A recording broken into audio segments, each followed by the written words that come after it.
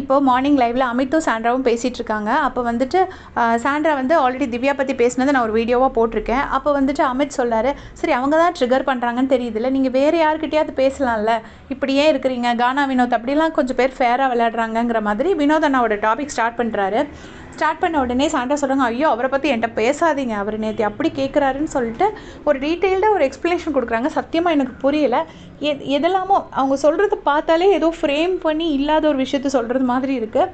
எனக்கு அதை ஆக்சுவலாக ஃபாலோ பண்ண முடியல. சொல்லிவிட்டு அதுக்கப்புறம் என்ன சொல்கிறாங்கன்னா, எனக்கு ஒரு ஃப்ரெண்டு வெளியில் இருந்தார், அவர் சொன்னார் வாட்டர்மெலன் ஸ்டாருக்கு முதல்ல நிறைய ஃபேன்ஸ் இருந்தாங்க, அது எப்படி போச்சு தெரியுமா, இவர் வந்து அவர் நிறைய வார்த்தை விட்டார் வினோத் மேலே, ஆனால் ஃபுல்லாக ட்ரிகர் பண்ணது எல்லாமே வினோத். இவர் போயிட்டு ட்ரிகர் பண்ணி விட்டுருவார், அதுக்கப்புறமா வாட்டர்மெலன் அதை வந்து வேர்ட்ஸை லூஸ் பண்ணிவிடுவார். அதே மாதிரி தான் திவ்யாவும் வந்து கமர்தீனை ட்ரிகர் பண்ணி விட்டது. கமர்தீன் வந்துட்டு பயங்கரமாக வேர்ட்ஸை லூஸ் பண்ணிட்டான், அப்படி தான் அவனுக்கு ஆனது அப்படின்னு சொல்லிட்டு சொல்கிறாங்க. அப்புறம் நேற்றுக்கும் வந்துட்டு வினோத் அண்ணாவை வந்து என்ன சொன்னாங்கன்னா, அந்த மாதிரி அறிவு இல்லையா, உங்கள் வீட்டில் லேடிஸ் இல்லையா, இப்படி பேசுகிறீங்க அப்படி இப்படின்னு சொல்லியிருப்பாங்க.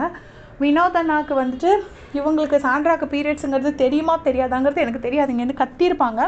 பட் அது அவருக்கு கேட்டுச்சா கேட்கலையாங்கிறது எனக்கு தெரியாது. அவருக்கு எப்படி தெரியும், அவருக்கு தெரியறதுக்கு சான்ஸ் இல்லை.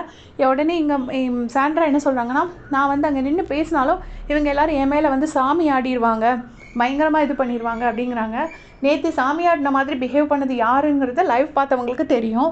அப்புறம் வந்து இந்த மாதிரி ஒருத்தரையாக பற்றி ரொம்ப நெகட்டிவ்ஸ் பேசுகிறாங்க. அமித்தும் உட்காந்து அதை கேட்டுட்ருக்காரு. அதுக்கப்புறமா என்ன சொல்கிறாங்கன்னா, விக்ரம் கனி எல்லாரு கூடயும் போயிட்டு திவ்யா எதுக்கு சேர்ந்தான்னா அங்கே போனால் தான் ஸ்ட்ரென்த் இருக்குது, நாமினேஷனில் வராமல் இருக்கலாம்னு சொல்லிட்டு விக்ரமை பற்றி ஒரு விஷயம் சொல்கிறாங்க. விக்ரம் சொல்லியிருக்காரா, முதல்ல நம்ம குரூப்புக்குள்ளே இருக்கிறவங்க யாரையும் நாமினேட் பண்ணக்கூடாது, வெளியில் இருக்கிறவங்க எல்லாரையும் நம்ம முதல்ல அனுப்புவோம், அனுப்புனதுக்கப்புறமா நம்ம 5 பேத்துக்குள்ளே நம்ம நாமினேட் பண்ணிக்கலாம்னு விக்ரம் சொன்னாருன்னு சொல்லி சாண்ட்ரா சொல்கிறாங்க ஒரு விஷயத்த.